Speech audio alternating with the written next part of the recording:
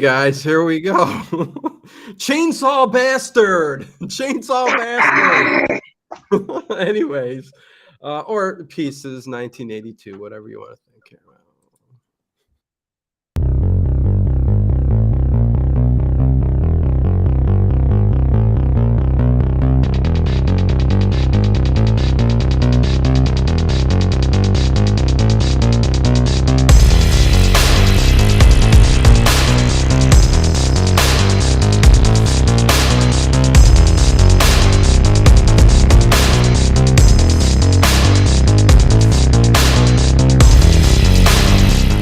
Is it just me? Or is it getting crazier out there? Hey everybody, welcome to Late Late Horror Show. I'm Dino as always, and that is Aleece. Hey Aleece, how you doing? Hello. We are there and for a treat tonight, huh? I mean, this movie is delightful. Yes, it is. It's ridiculous. It's gory. It's funny. It's slasher giallo. It is a crime slasher giallo. You've got it with emphasis on the slasher. Yes. But there's a giallo character running around this movie. Anyways, we'll talk about that. Let's say hi to everybody. Harry Scott, what's going on? Becca Too Tall, Dave Plouffe, hey, what's going on? Connie Cleary, hello. Yeah, John McGee. And what's the name? He's always here. Nade. What? Nade's Hugs. Okay, there you go. Good to see everybody. But Aleece, this movie, man. I mean, I've never seen it. I got it in a horror pack years ago and never watched it. And it's a grindhouse edition. So there's a little extra gore in there. Not a whole lot, but a little bit extra. Not that, Amazon doesn't have the gory stuff on it. But what a movie. I mean, this thing has it all. Right? Oh my gosh. It is. This movie, I mean, it's on like it is garbage, but you love it. But it's my garbage. It is exactly. It's one of those movies where it's badly acted. The gore is great. I mean, you got that. And hello, Michael Lager. Hello, Michael. What's going on? Good to see you here. First time here, I think. But everything else around this movie is just, there are things in this movie that don't make sense, and we will talk about it. Utter nonsense. It's fantastic. I can't wait to talk about Bruce Lee. But anyways, yes, Bruce Lee plays a role in this film. CM, what's going on? Good to see you. So anyways, the movie is Pieces 1982. It was directed by Juan Picar Simon. I think that's how you say it. I think I'm correct. We'll go with that. Yeah, I mean, whatever. Listen, most of these names, again, it's a Spanish, it's a Spain and American-made movie. Also Puerto Rican. What's that? It was it was Spain, Puerto Rico, and American all working together on this movie. Oh, really? Puerto Rico? I didn't even know that. Yeah. Okay. Yeah, Almina Films. The director did a lot of exploitation films. I think even one of the producers on this was a porn director, something of sorts. You don't say. Right? I mean, because listen, this movie contains a lot of nudity. Every death contains nudity. That's just par for the course for this movie. And you can tell we're getting out of, hey, Tom, what's going on? Good to see you. But you can tell we're getting out of the 70s kind of slasher stuff, and we're getting into the 80s kind of cheesy, like, doesn't have to make any sense. Yes, it's a lot campier. Oh, yeah. Ironically, not set at a campsite. No. But it's interesting that the very ending of the movie, and we won't give anything away yet, because man, that ending, the shock ending, the bizarre ending, in the same way of Sleepaway Camp, or I mean, it just doesn't make any sense. It doesn't make any sense, but we will talk about it. But there's so much funny stuff. And we will get into this now. You've got your main characters, and we'll introduce them as we go through this movie. You've got Lieutenant Bracken, who's the main guy. Well, we'll go through this one at a time. We'll start off with the opening scene here, because it starts out in Boston, of all places. It's made in Spain, but they decided to have this set in Boston, 1942. Yes. And then 40 years later in Boston in 1982. Anyways, anything I missed there, Aleece, at the beginning here? No, Boston, 1942. Watching this along with a friend, noticed that little Timmy has a New England Patriots like pennant, and they did not become a team until 1971. Oh, okay. So that was just like he's like, wait a second, I gotta look this up. Huh. Okay, interesting. I don't know. Nicholas Baker, this one was gnarly. Yes, it was. I was told for many years that this was a very gory movie, and it was. It was a very gory movie. And you got, again, a Giallo type character with a very cool top hat that he wore, like an old top hat. Yeah. From the 40s, which makes sense because it starts out in 1942. Who knows? But trying not to give nothing away. But early on, you kind of figure out who the killer is, but it doesn't matter. But yet they call it a whodunit film. You know what I mean, Aleece? I mean, it's really a bunch of nonsense when you think about it. Yeah, it's just a matter of like eventually, like, okay, which one of these characters is the grown-up child from the beginning?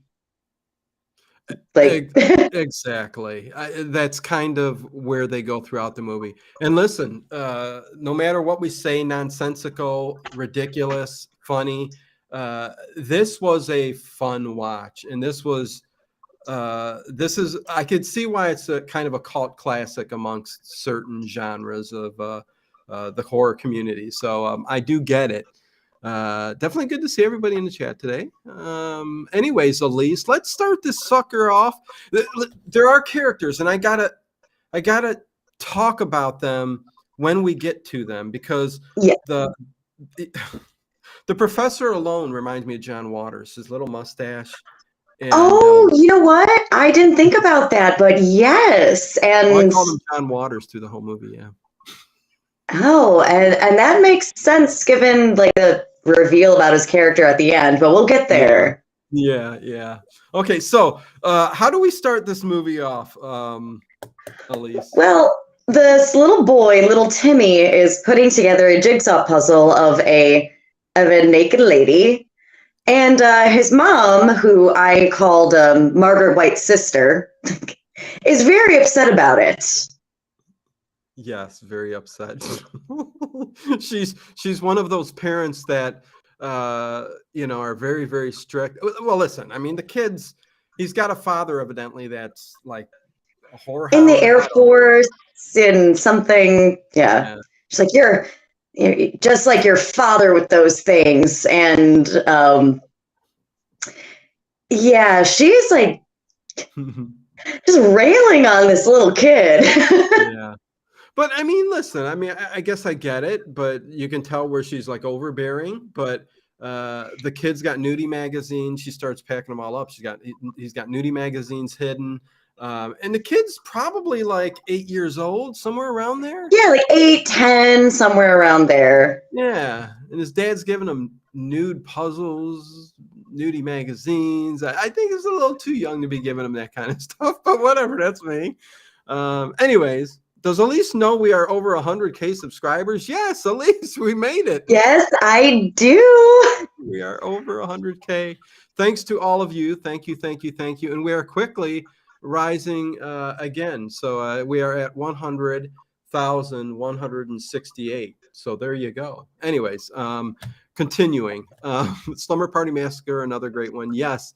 But again, this was in kind of the Giallo fashion, and we'll talk about that. But yes, the overbearing mom who goes crazy. Go on, Elise. After this sip. Yes,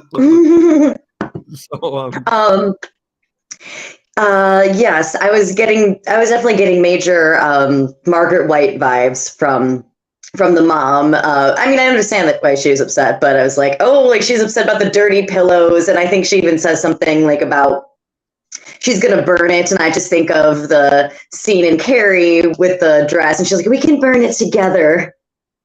Yes. Yeah, very psychotic.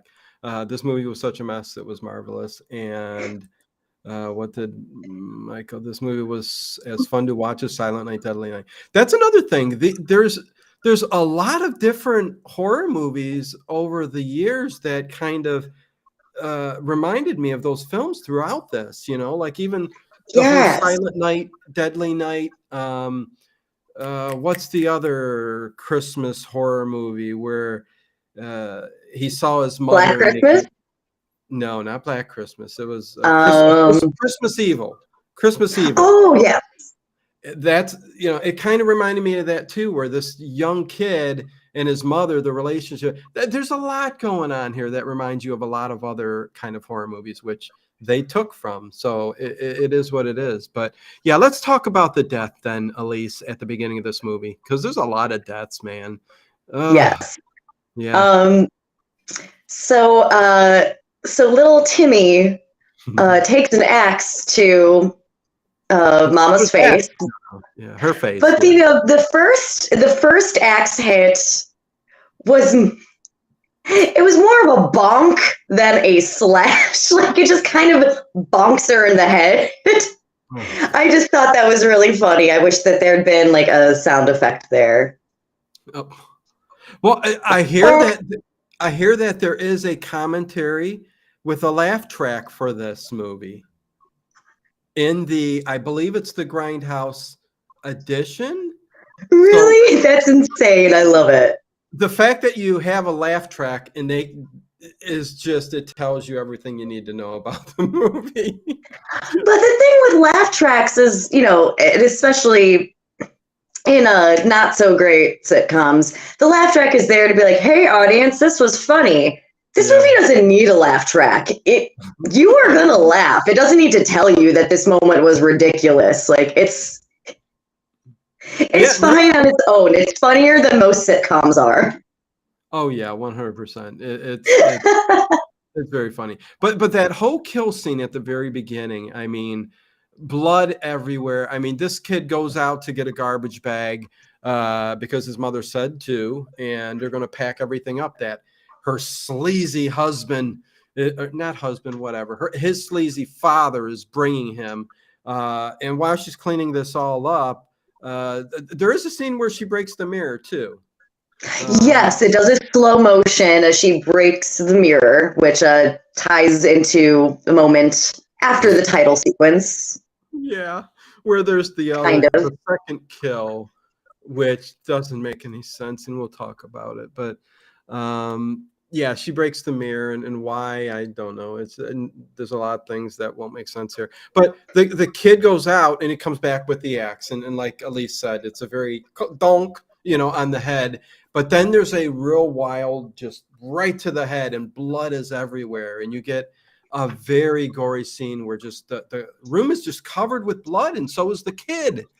Yeah, which leads up to a very curious observation on my part, that the cops aren't very well at what they do. Because no, the cops are terrible in this entire movie. Yes, they are. I can't wait to talk about how terrible they are. Hey, Sally Skellington, what is going on? Good to see you. Yes, the police. Well, first of all, there's a nanny, I think, that's coming to the door or something. Knocking on the door and nobody's answering. Nanny, Elise? Is it a nanny? I don't know. I think so. It's not like at first I thought that was the aunt, but then she says, "Oh, he has an aunt somewhere." So I'm like, okay, I guess I was just family friend, neighbor, nanny. Who knows? That's she never comes back, so it really doesn't matter. Yeah, right. Yeah. So, but she goes and she gets 2 police officers, and they come in and they quickly go into the house and straight upstairs. I mean, it took 2 seconds. So once they were in, they were up there, and find the little kid in the, and they never give the kid a name, so he doesn't got a name, right? They never say a name. So I think his name is Timmy. I don't remember if they ever say it in the movie, but I think it is like it's in the credits or something. okay, so Timmy the kid, I don't know. He hides in the Yeah. closet, and the police come up and listen. The kid gets out of it, right? Yes. Oh, but we forgot. What do we forget? Before the police arrive, Yeah. you see him sawing up the mom, and he's got this super excited, intense smile on his face. Like this is the best day ever for this kid, as he's like cutting apart his mother. And I'm like, okay, calm down there, baby Dexter / Joe Goldberg. Right? I mean, you look at that and you go, this is the start of a serial killer. I mean, how else do you look at that? I mean, the kid really went right into it. I mean, you can say yeah, but and it plays a role later on, which, you know, is another thing that we'll talk about. It's very strange once we get, and we can jump into that anyways right now, I think, 40 years later. But, you know, you do get that, you know, he escapes being accused of killing his mother. Like, yes, because he hides in the other closet and he's, you know, crying mommy, and he says something, oh, big man, and they open the other closet and his mother's head is there. Yeah. And then the credit sequence, which love the font of the opening. Yeah. Which, just one thing I wanted to note, how the movie just starts off immediately. Like a lot of Giallo films, it starts with a very extended opening credits, opening title sequence with the music. This one just goes like immediately Boston, 1942.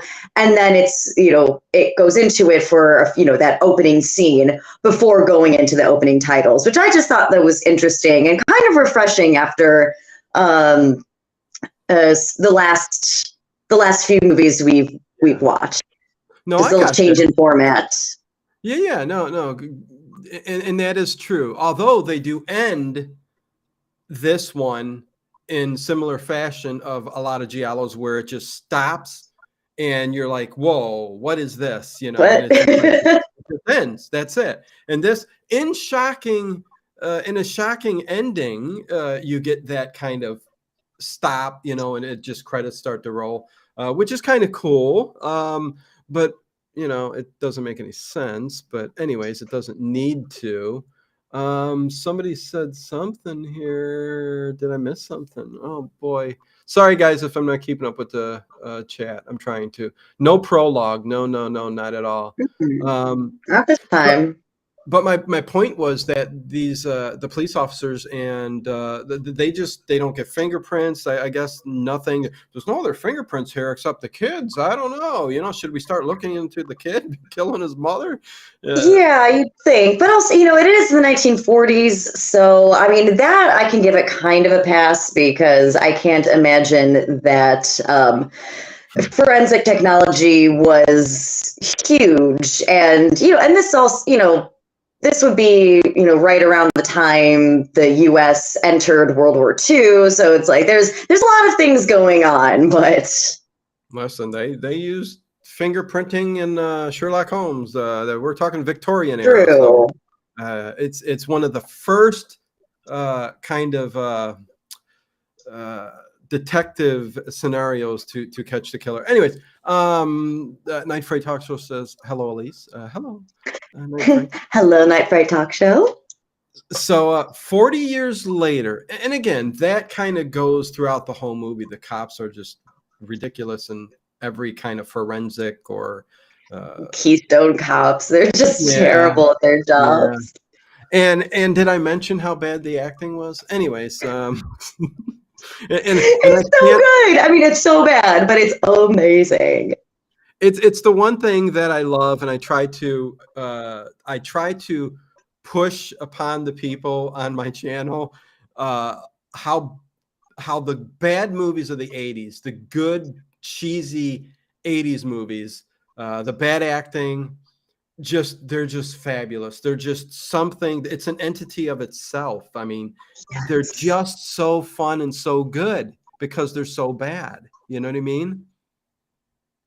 CJM 753 BC. Hey everyone. Hope all are having a good night. Having a very good night. Thank you. It was so last night too when I was watching this movie.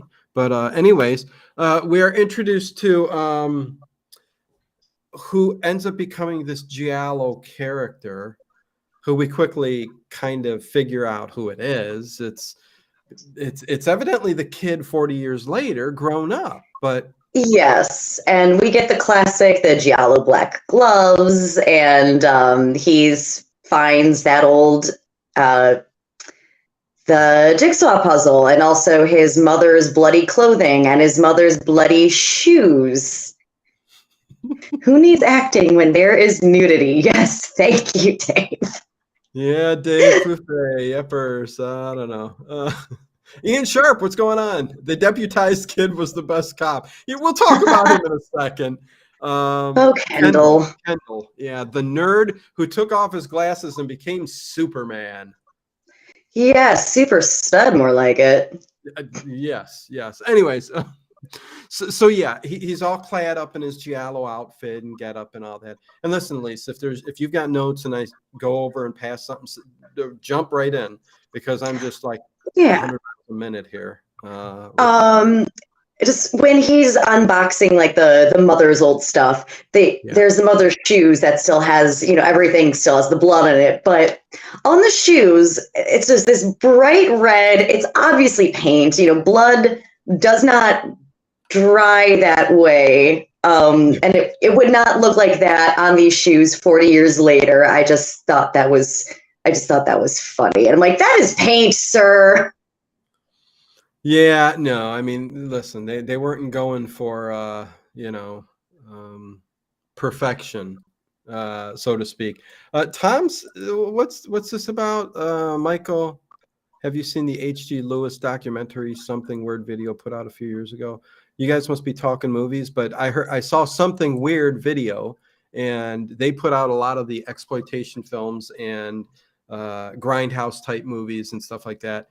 You can still find it on the internet. Something Weird video. If you do a search, that's the place to find all the greats. Anyways, if you call them that. Anyways, so yes, he's got this puzzle box where he starts to put together the pieces of that puzzle from 40 years earlier. So immediately, it's got to be the kid grown up, and at this point, he's in his 50s, or at least 50. Around there. Yeah, and they do try to throw a bunch of red herrings in there, because all the people from the professor to the cops and everybody are kind of around that same age, even though it's the kid, but they're still trying to make you seem like it could be somebody else. Yeah, but it's just, like a matter of, okay, which one of these guys is the grown-up kid? How, what's that reveal going to be? Disappointing, turns out, but we'll get there. That's disappointing, all right. Well, I don't know if it's so much disappointing, but I mean, because it's interesting. Anticlimactic.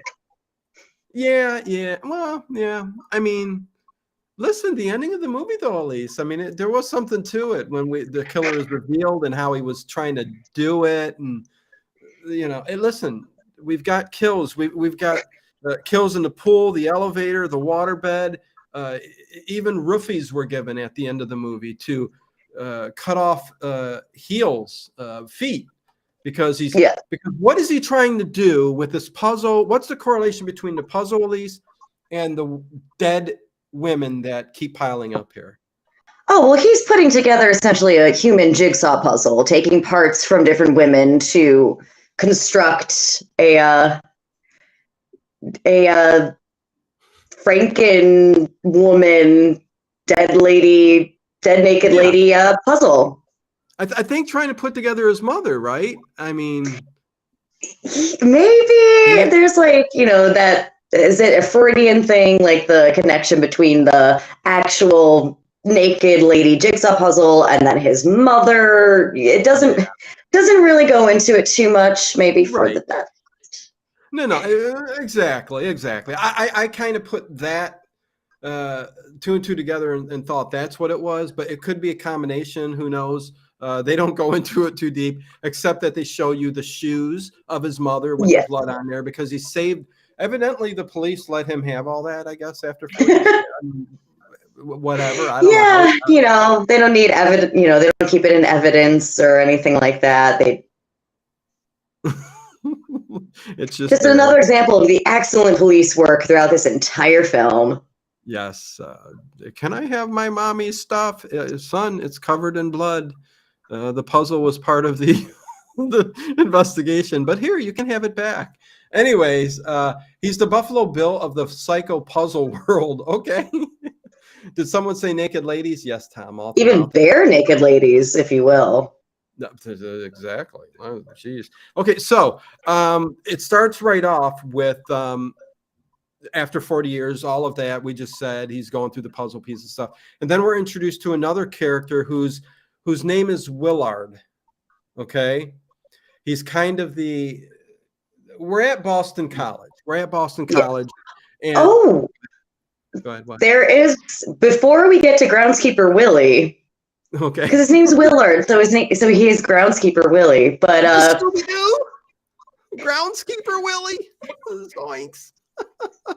but there's we get this funky music and this random girl just kind of skateboarding, and they we never see this woman again. Don't know what happens to her after this, but she just skateboards directly into this mirror pane that is being taken out of a truck, and I guess I gather that the killer sees that, and for some reason that like maybe sparks the memory of his mother breaking the mirror 40 years prior, and that's why he starts doing the kills to reconstruct the puzzle / his mother. I don't know. Oh, The movie doesn't tell us. I'm just assuming that maybe. Okay, you know what? That's a good point, because I was trying to figure out how the kid went 40 years without this happening. You know what I mean? Like without killing. You know what I mean? Like he killed. Yeah. He was into it as a kid, but then he grew up 40 years later, and he is who he is in this position, and you're like going, what how did this happen? I don't understand. But the mirror with the girl, I thought that was just a random kill that was just thrown in there, but there is a quick flash back to her mother throwing something at the mirror, like you said. So maybe there is a correlation. I do like the fact that the skateboard she was on was one of those little tiny $5 skateboards. You can still get them Yes. today. Yeah, you would need to hold on to a vehicle of some sort. Don't do this, okay? But it's that bad at rolling. Like the ball bearings are made out of rocks. You know what I mean? So, anyways, that's just my thing. But yes, you are correct. We thank God you remember that, and we didn't pass on by. But Willard, the groundskeeper, or whoever, we'll call him the groundskeeper. This guy, he kind of got me excited because his character, not only is he Bluto in the Popeye movie with Robin Williams, he is also Dr. Paul Abbott in the Haunted Honeymoon with Gene Wilder. Oh my! He plays Dr. Paul Abbott, who comes in and he says he's trying to fix Gene Wilder because he goes into these kind of panics when he hears thunder and stuff like that. And he comes in. Wow, I did not put that together. Oh, and I love the doctor in that movie, Haunted Honeymoon. And listen, I love anything Gene Wilder. Haunted Honeymoon is awesome. But he comes in and he says, we are going to scare him to death. And it's just very pronounced, and he's got a very pronounced voice. and acting style. Listen, he's a character you can't forget. And that's him in this movie. Paul W. Smith is his name. And yeah, I just had to mention that because he's got a chainsaw and he's cutting down stuff, and you're going to start thinking it's him. But Yeah, I was in my notes, I just noted that he kind of looks like John Rhys Davies, so I just kept calling him Gimli for the movie. he looks like him too. Yes, yes. Yeah, But yes, Bluto, Dr. Paul Abbott, those are the two main people I know him from. And I'm like going, yay, it's Dr. Paul Abbott, whatever. And Bluto, yes, Ian Sharp, yes, yes. Haunted Honeymoon is wicked good. Yes, it is. It's funny. If you love Gene Wilder. So he's doing that with the chainsaw and cutting, and then there's a girl laying on the lawn, like they do at colleges, right, with their feet in the air, like it's the 50s or something like that. Very out of place, but yes, and yeah, her skirt way too high. Yeah. But then yeah, I just wrote hello butt, goodbye head. Because that's exactly what happens. The killer comes at her because In broad daylight, like middle of the afternoon, broad daylight, and just chop it off. Yeah. And again, I thought that as she's getting her head lopped off, it's like there's this kind of wave of blood, and it's the killer is backlit from behind. That was a kind of neat visual, super over the top, but I appreciated it. Yeah, no. There's a lot of good things about this movie, and there's some very funny. Sam, I thought it was Paul W. Smith. Yes, yes. He was in Midnight Express too. Yes, yes, yes. And happy National Pistachio Day. Yes, yes, yes. Love pistachios. Good stuff. Pistachio ice cream, anybody? Anyway, so we get that first kill, and then we go from there. Okay, we're gonna get the inspector, which is played by Lieutenant Bracken.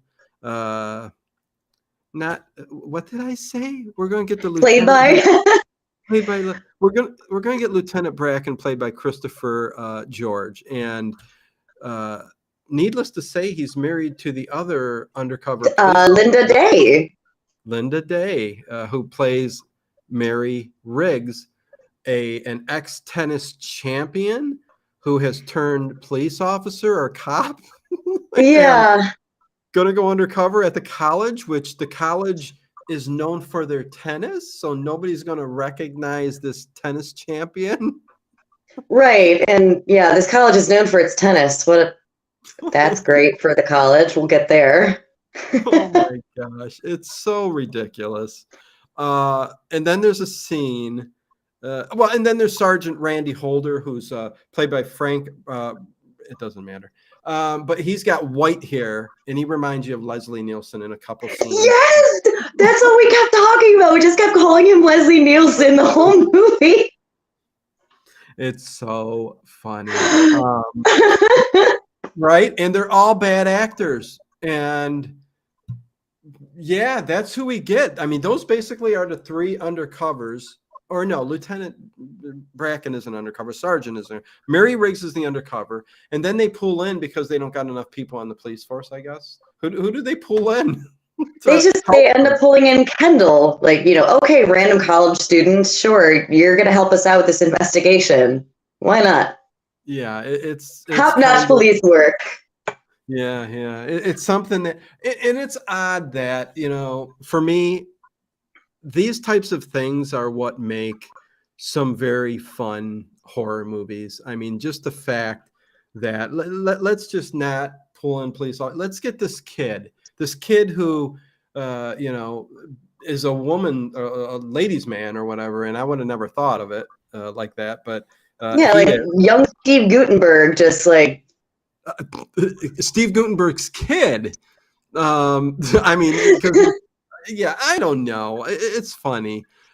but we are introduced to him at the beginning too, because it goes into the next killing, where he's sitting across the table with Susan, just some schoolgirl there, and she throws him a note. I'll see you in the pool house, or the pool, and he never goes, and you wonder why. But I guess it's because he's got so many ladies, right? There's then he was sent another letter, something like saying not to go. I kind of my brain just kind of glossed over it because it was just taking in so much other things. But yes, he was given. There was a letter that was given to the dean, who we'll get to the dean in a second. Because then Proto Napoleon Dynamite is like, why am I delivering your letters from the dean or something? Like, what is happening? Spot on, Aleece. So Napoleon Dynamite. I forget his name, but Napoleon Dynamite's good. I like that one. It's his other friend. They kind of yeah. Is that? Oh, I just wanted to mention in my notes. At some point, there is like a group of students talking, and there's this one girl with black hair, and we're like, is that Cher? There's this one who just looked like a young Cher. It was really funny. Well, are you talking about when they're all standing around the doors smoking Mary J? It might have been then. It was somewhere about then, I think. Okay. Okay. So I missed Cher. Okay. It's not Cher, but looks like her. Right? Like, oh, is that Cher? Interesting. Okay. But we can't forget moonlighting. Yes. Oh my God, Cher.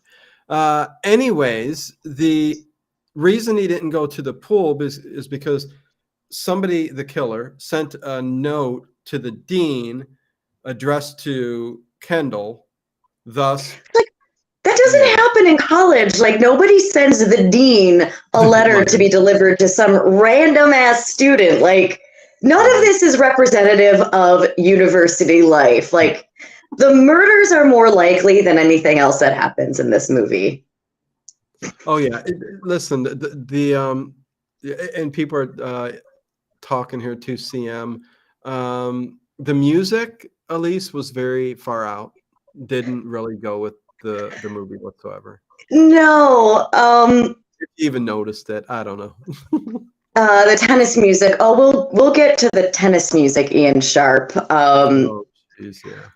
But yeah, so I guess at this point we've got whatever her name is. Really liked her, her look, the sweater and the jeans and the cowboy boots. But she goes to the swimming pool that has the most giant windows ever to, and she's like got her bikini on. She ties her hair up in a ribbon, only to take off her bikini top and let her hair down to jump in the pool. I don't know. Well, and apparently that scene was shot in December in Madrid, and the water was like 5 degrees below zero, and this poor young woman nearly died, and according to the director. And so some of the little bit of behind the scenes research that I did, I kind of wish that I hadn't, because it sort of tempers my enjoyment of the film, because the director and so much behind it was just legitimately sleazy. That I love, it's campy, it's sleazy, whatever, but when that's just kind of the movie that's been made, that's fine. But when the actual production team or sleazeballs themselves, that just, it makes me feel, it makes me feel icky.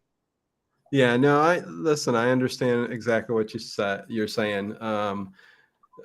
You try to disassociate from that, but it is a good point. They are all sleazeballs and they really didn't care. Even there was even a point with one of the killings where they actually sliced through a pig. It Yes. wasn't the pig wasn't alive, but still, it was a real animal, and they used the parts. The elevator scene. They used the parts down on the ground, which technically was the goriest scene I think in the film for me. Just very bloody, icky.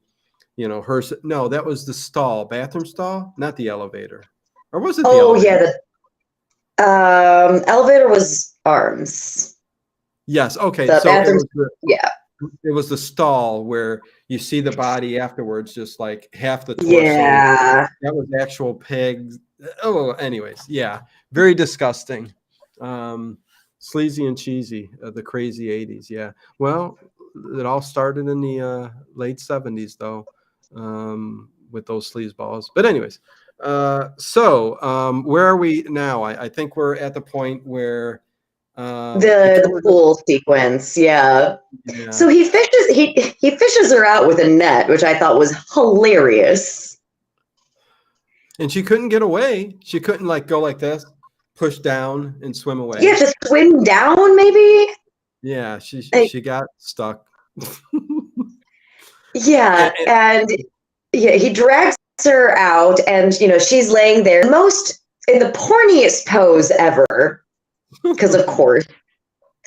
And yeah, then he chainsaws her, and at no point, I mean, she's there for definitely long enough to just like kind of tumble herself into the pool, and just like she could just wait in the middle of the pool for a while. He can't unless he throws a chainsaw at her.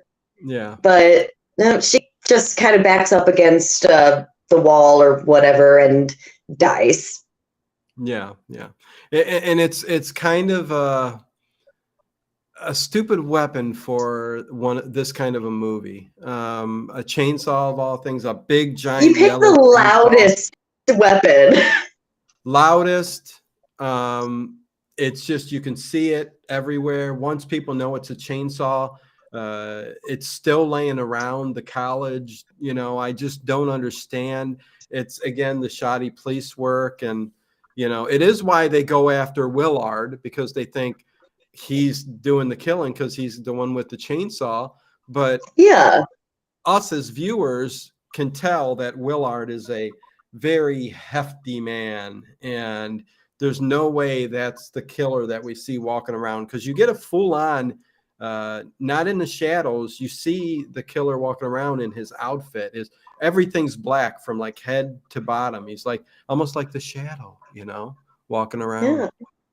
But then you do see there are POV shots from the killer, and where he's in the library, and he's walking amongst all the students and the characters. So like this is clearly somebody that that would not be out of place, that they recognize, and like they are setting up Willard as a sort of red herring. But I think immediately the reaction would be like, well, why is the groundskeeper guy hanging out in the library? Like that's a first clue as to, okay, it's obviously not this guy. And also the obvious the physicality, like, yeah, definitely not the same dude. Right. And you also kind of get a red herring type situation with when we're introduced to the professor, Professor Brown, Brown. Yes. The comparative anatomy teacher. Yes, who is John Waters. Yes, John Waters. Yes, he's the Jack the Ripper kind of analogy going on there, where there's killings going on. This dude knows anatomy and knows it inside out and all that. So could he possibly be the killer? Who knows? But yeah.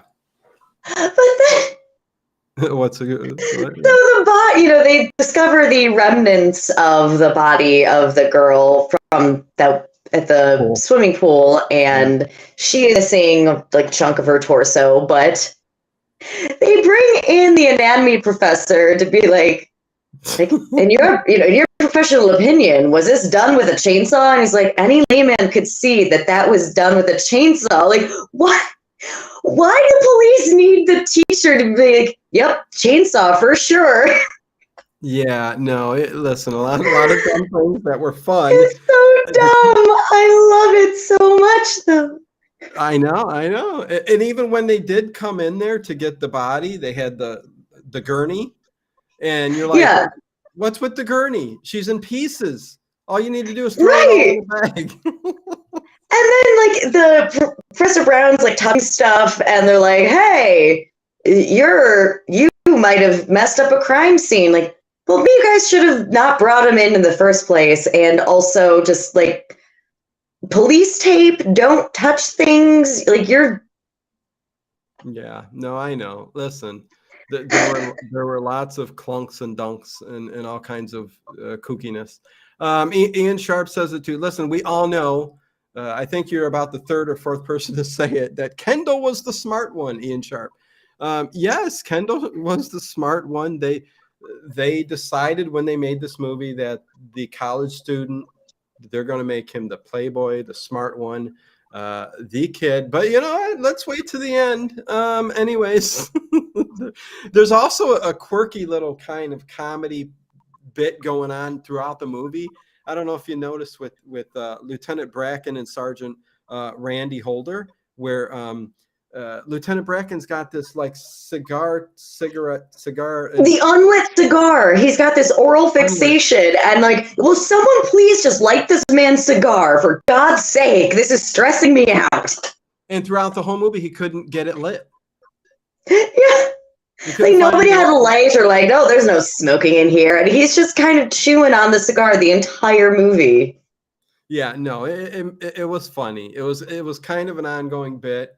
He kept asking throughout the whole. It's like at some point, I'm sure you could have lit your cigar. But anyways, then we work our way up to the next kill, which is there's this. And let me say that this college, you probably got the same vibe. The college did not look like a college, that's for sure. It just No, I don't know. Sure, the exterior shots and like some of the library, but like before the next kill, we see a dance group just rehearsing, and like spatially I don't understand the layout of this college. Like the girl has to go down a hallway, down 3 flights of stairs to get to the nearest restroom. Like this, it does not make any sense. No, the John, she calls it. You know what? Oh yeah, I gotta give it to John. Yeah. And well, this dance group, they're rehearsing, and like this scene that's going on for way too long. But it's like I'm like, okay, fame, I'm gonna live forever. They've got the leotards and the leg warmers. But apparently, the director wanted this scene. He wanted them all to be naked. What? And then he intended for that scene for all of the dancers to just be rehearsing naked, as one does. No. And they had to explain to him, like, no, like a dance troupe or, anything, they would be wearing leotards, tights, And how the heck and the director in the movie? I don't know. And that would just be uncomfortable and unhygienic. If anybody's ever done any kind of dancing, and also like they're doing part of a floor routine, like, no, you don't want that all up in your bits. Yeah. And the director just seemed like he was genuinely perplexed that colleges just don't have, naked dancing troupes. Yeah. Listen, I don't know. They were choreographing something, and my thing was, yes, a fabulous movie, John Mickey. You have to see it to believe it. It's like they were shooting inside a home at times, and then there were times that like maybe abandoned buildings or whatever, but it just never seemed like a college at all. Really. maybe a couple times when we were introduced to the professor and stuff like that. But other than that, really just not at all. It was just very weird. Yeah, a couple of sets, or maybe they like on location stuff they used, but oh yeah, overall, Yeah. the elevators were very strange. Like, I don't know what the layout of this place was. But she's the next one to get it, right? Or did she? Let's Did she not get it? see. No, it is. No, she escaped. She escaped. Well, the murder comes because we have the most amazing tennis match sequence ever before the next kill happens. Okay, so yeah. So she didn't get killed. He followed her down there, but there was another Yeah. girl down there. So So he begs off, and then it cuts to the former tennis pro undercover cop lady Mary Riggs, right? Yeah. Yeah. Yeah. Her and a student in a tennis match, and the very invested onlookers who I think at some point they are clear, like they are looking, and the ball was going in the other direction. Oh, listen, it was all messed up, and the way she was hitting the ball would be flying out of them. And it's not the actress's fault, and I think they did have like a couple of days of tennis training, but again, the director was kind of told and just assumed that like everybody in like LA especially just played tennis like at a quasi-professional level. Yeah. So you have these two, and they're like, oh, this former tennis pro almost standing still, and they look like me playing tennis, which is basically a drunken toddler with with a racket. It's like, I don't know and do things. How does my body work? Yeah, no, it looked pretty pathetic because she's now undercover, and I don't know how they don't recognize her being a champion, but we do get that girl that had to go to the John. We are up now to where she must have stayed late to keep practicing. Yeah. So she's still wearing the same outfit. I don't know if that's all the same day. Like, she was wearing the tights under that leotard all day. Gross. Disgusting. Yeah, and this is the elevator scene. Her kill is the elevator scene. Blood in an elevator, cutting you up as we're going down. Hey, there you go. Yeah. So she gets in the elevator, and the killer's coming. Well, she notices him. Like you said, a lot of times they recognize who this killer is. They go, "Oh, yeah." But he carries in the elevator the big chainsaw, and she just doesn't. Hiding it behind his back, like. Well, and then pulls it up the front. most unsubtle weapon, and he's just like, "You can't see this," and she doesn't. Yeah, it's nuts. I love this movie so much. I know, it's great. It's so good. It's so good. And it's small quarters in the elevator, very close, like they're right like by each other. And she does look down at one point, and he starts up the chainsaw. And Sam, you hate the 80s. Come on. 80s was one of the greatest decades ever. Anyways, he starts the chainsaw up, and he chops her arm right off as she's going to press the buttons again. Yep. It's a pretty good kill scene, I guess. It's very bloody, but it's not an uncomfortable kill sequence because it's so over the top. It's ridiculous. But they hear her scream too, though. Oh, do you got something to say there?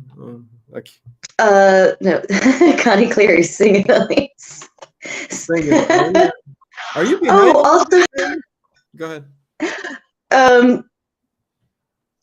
Just like random, variants of songs kept popping in my head. Gotcha. But again, throughout this movie, but with it being called Pieces, I had in my mind The Cure, but like, I've been looking so long at these pieces of you that I almost believe that they're real. Listen, you pick my favorite band of all time. That's awesome. Yeah, put pieces in there instead of pictures. That's awesome. And but what's funny about that scene in the elevator is when the two cops, they hear her scream, and Kendall are outside, and the cops can't get in, and who comes to the aid is Kendall. Kendall goes, "I'll get in there." He jumps through the window, lets the cops in, and then they proceed to run to the elevator. It's so ridiculous. Yeah, Kendall, once again, doing the legwork. Yeah. And CM says, I'm talking about my own personal experience, yeah, if you had a bad decade in the 80s, then that sucks. But I'm saying pop culture wise, I love everything in the 80s, man. Music, movies, you name it. But okay, so now after that death, and during all of this, after the deaths, you see the killer dragging the bag of body parts to a freezer where evidently assembling the body one piece at a time. In this case, too, because he cut off both her arms, but yeah. And the puzzle, he didn't die immediately, but the doctor's like, oh, between the shock and the blood loss, she's not going to make it. And then Lieutenant's like, damn. Yeah. And then but then after that kill, after all of that, we go to Kendall's dorm room, and he's just finished with a young lady friend. Yeah, he's got a Friday the 13th poster on the wall. He does. You notice that? That's very cool. Yeah, there's yes, a 13th poster in there. That made me happy, and as much major boobage as we see in this movie, we do get one. We see a bit of Kendall's Ken doll. Oh yeah, no, he's got his wieners hanging right out in front. Yeah, wiener. Yeah, it's just Oscar Mayer time, because he jumps out of bed and he runs over to the window where, don't ask me, his spidey senses kicked in, and he knew that Mary Riggs, the undercover, was outside, walking along the building looking for something, doing undercover work. I don't know. And and we're coming up to probably one of the wackiest scenes in the movie. Can I say it? When she walks around the corner, she gets jumped by Bruce Lee. Okay. Yeah. No, this guy, he was a professional Bruce Lee imitator. Yes. But so apparently, this guy was just visiting the set, and they just needed to pad out the runtime. So the director just had this Bruce Lee imitator guy just made a scene out of it and just start attacking Mary Riggs, and then Kendall comes in, and he's like, oh, this is the Kung Fu professor, and he says some very stereotypical things, and it's like, oh, it was very, it was the 80s. Ooh, when you could say whatever you want, but yeah, he was very. It's like the precursor to Long Duck Dong or something. Yes, he was very Chinese in dialogue, and I must have eaten something bad, and what the. He had some bad chow mein. He attacks her. Yeah, just WTF was the Bruce Lee attack. 80s racism is fun. There you go. Well said. You wrote it down. But I think, the reason he put him in there was because he was actually working on a film with Juan Picar Simone, because at the time he was doing lots of exploitation films, and there was a kung fu movie he was working on, thus him coming to the set, like you said, and he just plopped him in there for no reason other than to kind of plug the other stuff that he was doing. Like somebody was going to go, oh, this scene makes me think of maybe he's got other kung fu movies he's doing right now, or Right. it certainly didn't do that. But I mean, that was his thinking. This is how dumb he was. Listen, he also directed Slugs, which was Yes, Slugs. yeah, which doesn't age very well. Listen, that movie is what it is. But if you're That'd be a into fun bug one movies, to go over. yeah, if you're into bug movies, Slugs is it's okay. But Hong Kong Phooey. Oh, Dave Plouffe. Listen, it was 100%. We As shouldn't be long as doing you don't call me Shirley. Thank you, Connie Cleary. Oh, yeah. I made that. That was made while watching this because the pseudo Leslie Nielsen, Yeah. the sergeant guy. And that's that scene where you definitely go, Leslie Nielsen, Police Academy, Police Squad, Police Academy. Oh my God, I'm losing it. You gotta love Dino talking about stuff. He always mixes up his words. Anyways, yes, when he's coming out, they're coming after Willard in the pool area. That's when he turns around and goes like this, and it reminds you totally of Leslie Nielsen. Oh yeah, yeah, for sure. Yeah. So after Kung Fu, Bruce Lee leaves, and Mary Riggs is escorted on his motorbike. Oh yeah, so Kendall also has a motorcycle, and she's like, "You shouldn't that. Sounds like a chainsaw. You shouldn't have that or something." But she still gets on, and she gets on and then gets off. But Kendall has nothing to do with that. He tries to because he's like, "Oh, aren't you going to invite me for coffee?" Coffee. Oh, do you watch Seinfeld? I have, yes. Do you remember the coffee thing in Seinfeld where George Costanza was on a date and his date invited him up for coffee? It was late. George Costanza yes. He says, and no, he didn't. I can't go up for coffee. It's too late. If I have one cup, I'm not going to be able to sleep for the rest of the night. But that's the point. Yeah. As soon as she leaves, he goes, oh, dang. And he's pissed. He goes, coffee wasn't coffee. Coffee was sex. Yep. What's wrong with you? Oh, my God. I think that's kind of a common trope, especially in TV. Come in for coffee, or just just a cup of coffee. Mm. Right. But yeah, he thought he was gonna, he thought he was gonna get Mary Riggs. But anyways, we move on to another great part of the movie here. The reporter lady. Yes, the reporter lady. That's the next big kill in the movie. There's a reporter lady that somebody mentioned earlier in the chat. Coffee doesn't mean coffee. Yes, Dave Plouffe. Who else had lots of coffee today? Anyone? Gotta always have your coffee. All right, Gilmore Girls. Anyways, so that's why Lorelai loves coffee so much. She goes to Luke's for coffee. Yeah. Oh. Anyways, it is a stimulant. Anyways, on to the next kill scene. And the reporter there's a reporter trying to get information. She's hearing things about Boston College there. And yeah, she's from the Boston Globe, I believe. Yeah. There was something about the Spanish version where they dubbed it in Spanish, and they made it take place in Spain or something like that, even though all this really it was really weird. I read something about that, but don't quote me on that. Listen, I could be wrong. I heard too much stuff about this movie. But anyways, yes, this kill.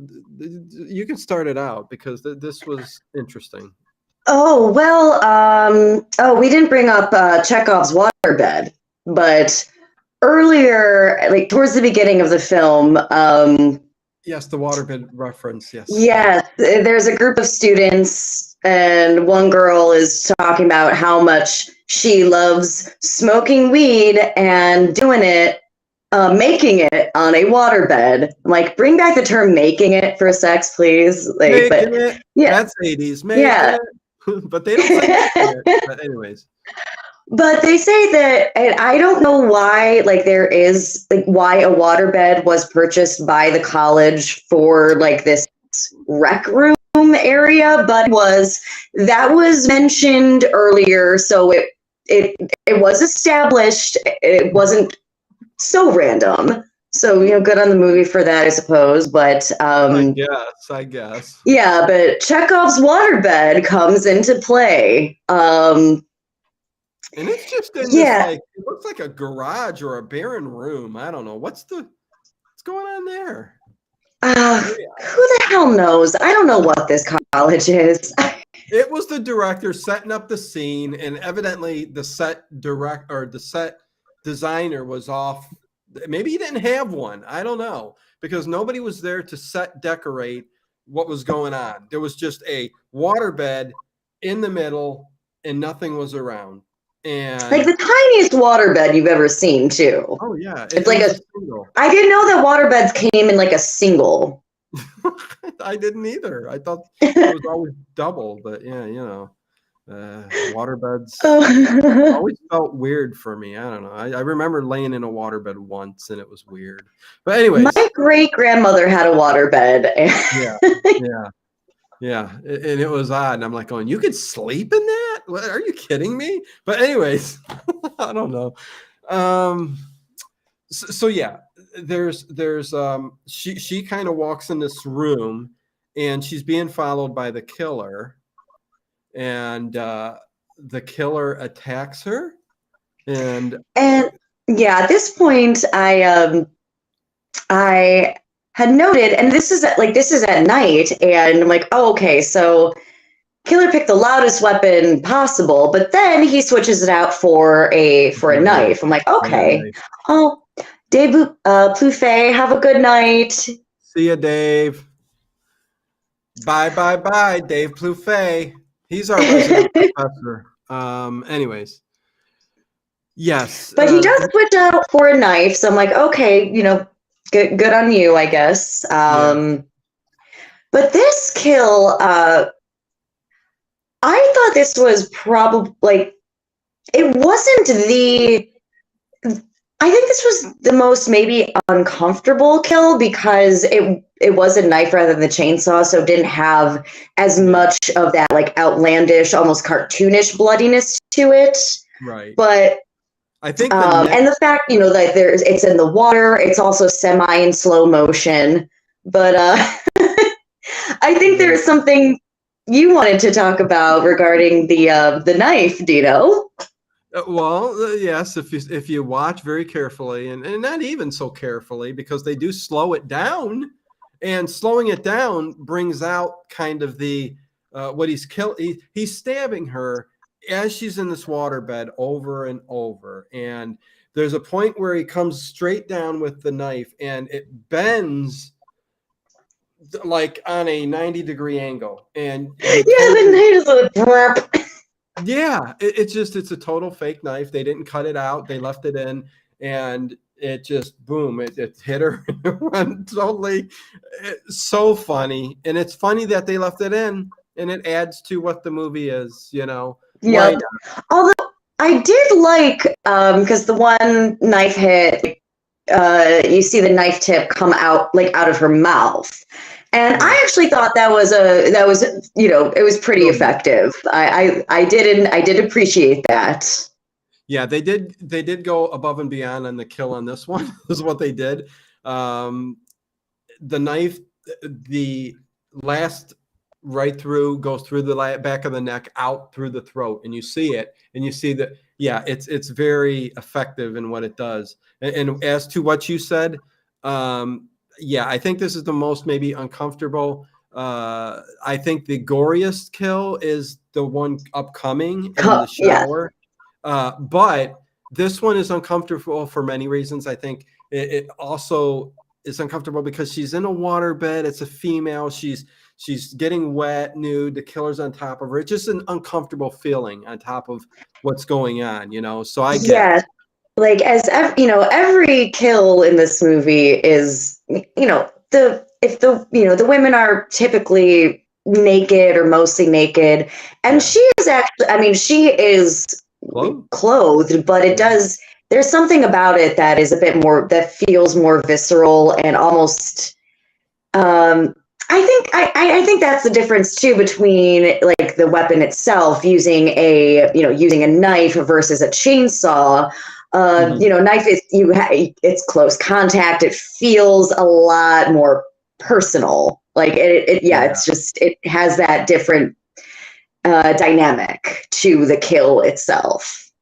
Oh yeah, and I think that's what makes a movie a little bit more grittier and dirtier. The blade, the knife, a chainsaw. If unless it's done by Toby Hooper, you know, it just doesn't. Listen, don't get me wrong. It's the movie's called Pieces, so the chainsaw is effective in getting you pieces in gory Yes. ways. But there's just something a little bit darker and, like I said, grittier with the knife and the blade. But anyways, which actually does bring us up to the next kill scene, which starts off with the whole tennis thing going on. Go on, Elise. The tennis music, which clever on the killer's part, but Yeah. oh my god, just like this, like George Sousa kind of music blaring from the loudspeakers around, like out of the tennis courts, and Somebody did that on so purpose.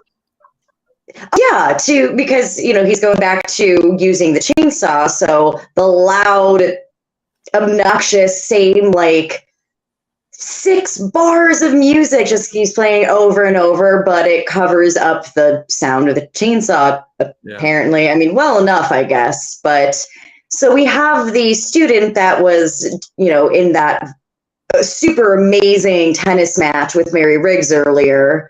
But, she finishes practicing and then goes into the locker room and, of course, gets almost completely undressed. Yeah, I'd say that's probably one of the better scenes in the movie. But anyways, I mean, listen, they're all very beautiful young yeah, women. yes, they So, are. But yes, she's got to get naked in the shower, and yes, creepy. well, and what's Juan kind of Picar. crazy is that I guess she was the costume designer's daughter. Like Really? someone Okay. who worked on the production. I can't remember if it was the costume designer or somebody like a production designer, but she was like the daughter of somebody who was like working like on the production team, which, Huh. Interesting. how you want to Okay. get your little girl in the biz. Wow. Yeah. No, that's not the way to do it. I don't know. But anyways, yeah. No, she plays her role in this. She's again, it's a slasher. Most slashers involved a little bit of nudity and the female victim going to like a shower. So it's always the same thing. But she goes to the shower. She gets out. She starts to get dressed, and yeah, no, the killer's after her and follows her to a stall where there's a very cool scene, like The Shining, right? Where they break. Yes, yes. He, Uh, yeah, he breaks through the stall door, and you get like this kind of triangle like glimpse of her standing there. yeah, Yeah, and I think she's topless. I don't know. But yes. She's very topless. okay. So yeah. But this is when they use Pig. they cut through an actual pig to show like he's cutting her through her torso. Yeah. Um, Right. yeah, and so then throughout all of this, Mary Riggs and Kendall are just kind of walking around, and they're wondering why the music is playing, and they find groundskeeper Willie, get him to shut it off, and Mary and Kendall find the The body, remainder of yeah. the body, and then we get the moment that broke all of the microphones, maybe. Go on. So Mary goes, like, hey, while we were fiddling with the controls, he was killing her. Bastard! Bastard! Bastard! And my neighbors are like calling the cops. Noise complaint. Bastards! It is probably the funniest bad scene in this movie. She is so overacting, and she screams "bastard" 3 times at the top of her lungs, and you hear like the mic, like the mic's buzzing.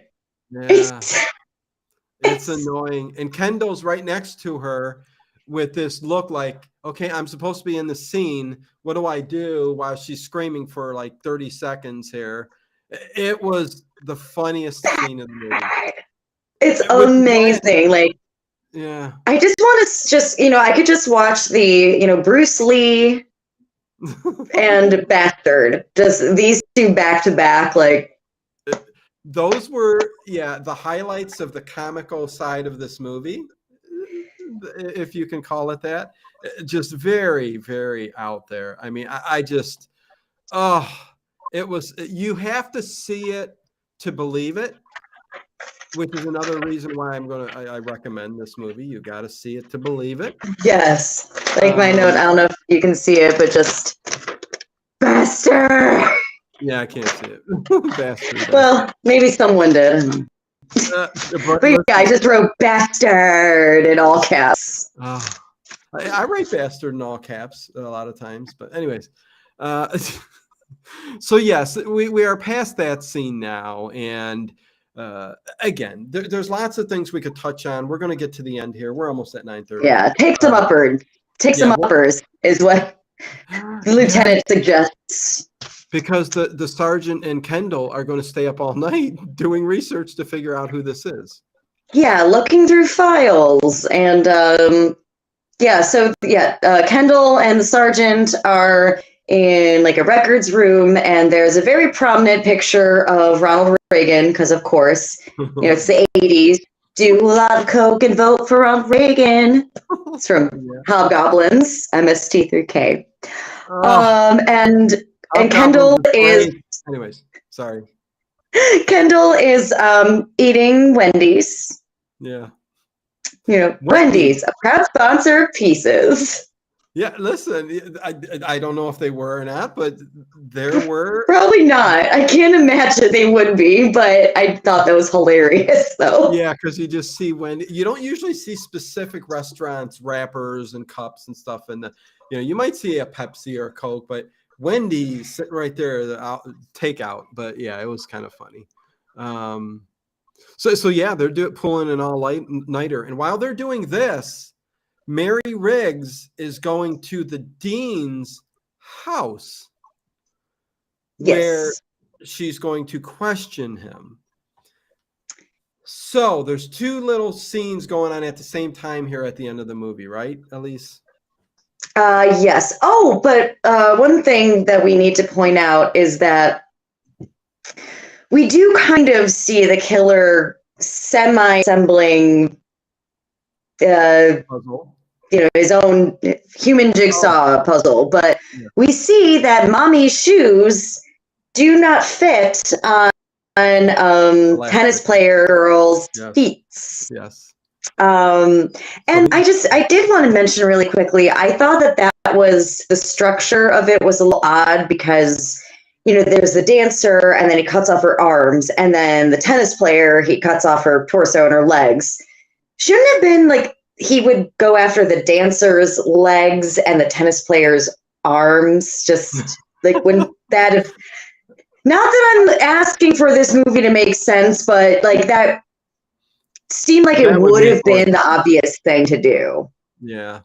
I don't know if it was if the parts had to look like what he was going for, but listen, I don't know. Yeah, it doesn't make any sense. But If the movie doesn't care, neither do I. he needed new Whatever. feet to fit his mother's bloody high Yeah. heels or whatever platforms. Yeah. So Whatever. now he's doing a bad Cinderella. He's looking for new feet to fit the slippers. Yes, and he's got Mary in his apartment while Kendall and the sergeant are researching stuff, and you see him giving her coffee, lots of caffeine. He's 2 heaping teaspoons and then another 2 heaping teaspoons. But while he's doing that, he's putting drops of he's doing giving her a roofie or whatever. Essentially, yeah. And and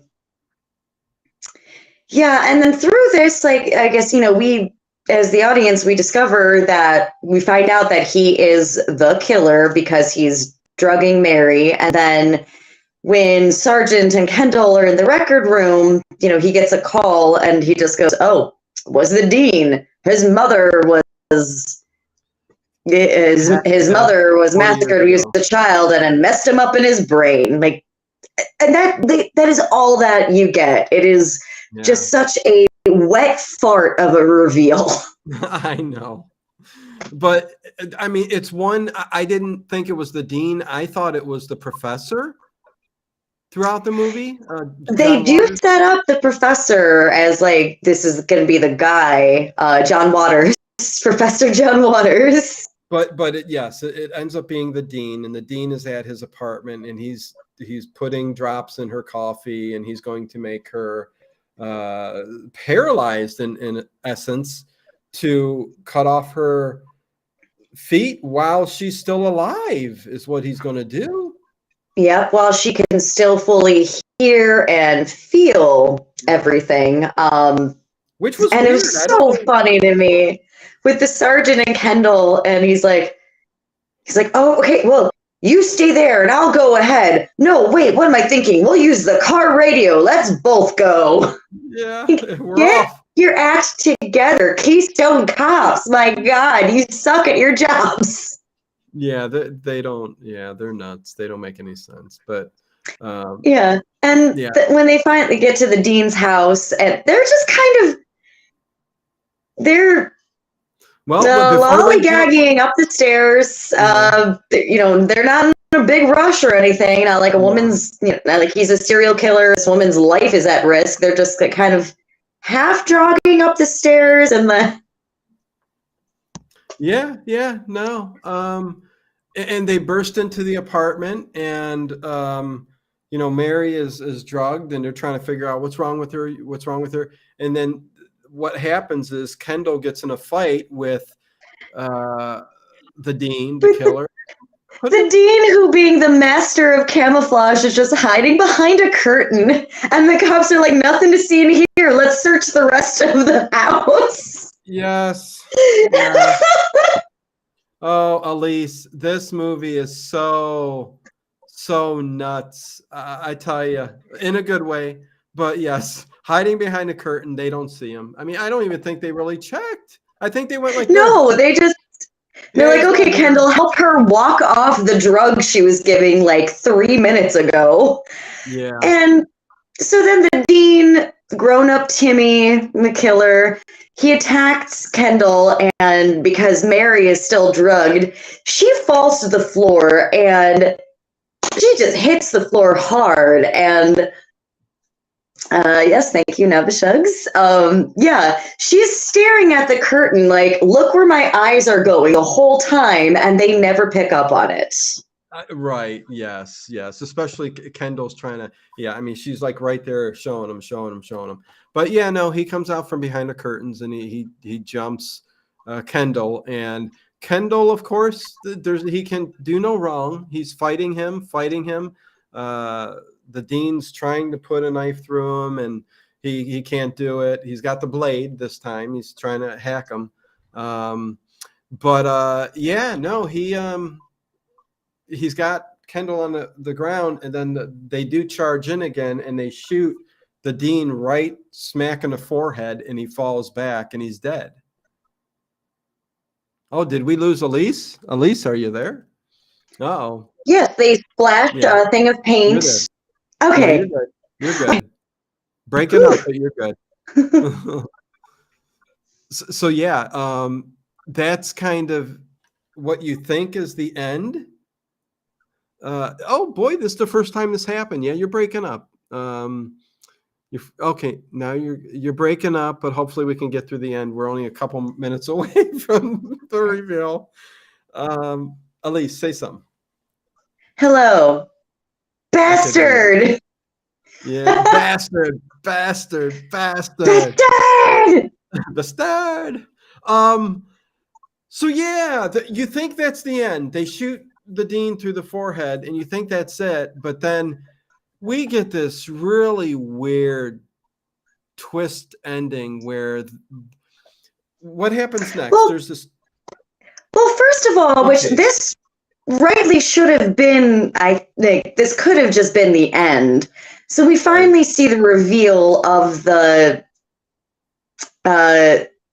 the human jigsaw puzzle that he'd been putting together with the chopped off body parts, and a false a false door opens and it falls on top of Kendall, and it's Which decomposing and makes no gross sense and all either, sewn though. together. That makes no sense either, though, Elise, that it was in a freezer he was putting it. So why did he bring it out and put it in behind this false door? It makes no sense. Just for Yeah, the no, ending. it doesn't make sense, but No. you think the movie could have just ended like that, could have been the cut, like end it right there, like, oh, there it is, it's freaky and gross, boom, done. But Why the next thing happens, I have no idea whatsoever. I mean, okay, the body comes out, falls on top of Kendall. Kendall gets up, and the body's covered, the torso yeah, they and all cover it that. with a sheet, and Yeah. Kendall's kind of recovering from the trauma of having, the Frankenstein lady fall on Yeah. top of him. And they're just kind of joking, like, oh, you still want to be a cop now, son? Good job. And And then, right as they're walking out the door, and Kendall turns towards the camera, whatever, the body's right there. A hand comes up like that. It's the corpse on the ground has come alive, reanimated. It makes no sense. I don't know. Grabs Kendall by the gazangas, puts its claws in it. You see blood coming all out, squeezes it. it Must just, have had a blood bag or something. just squishes. I don't know why the corpse came alive or the arm did. And Connie Cleary, thank you. Talk about a ball buster for the ending. That was an actual game too, ball busters. But yeah, so I mean, I don't think he's dead, but he's definitely got no more nads. he wants to be, I'm sure. Yeah, probably now. I mean, listen, Yeah. the Playboy got his things just smushed. So how they recovered, who knows? Because right there, it just goes and it ends, and then the credits go up in typical Giallo fashion. I was going to say Italian Giallo, but this is a Spanish American made film. It's so weird, Elise. I was screaming. I'm like, what? We are just like, what? Who did what? I know. What did we just watch? Yeah. After all and then that, in my notes, best movie ever. It's one for the books. It's one for the books. Oh my god. It's a fun one. You have this whole storyline, and then let's just say screw all of that, and at the very end, let's do something really weird and wacky, and that's what they did. Makes no sense. And no, like, I can, you can go with it, the end of Friday the 13th.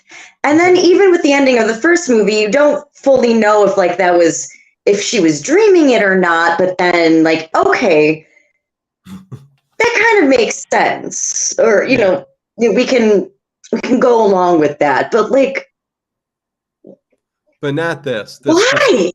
Yeah, there's no connection. There's nothing to.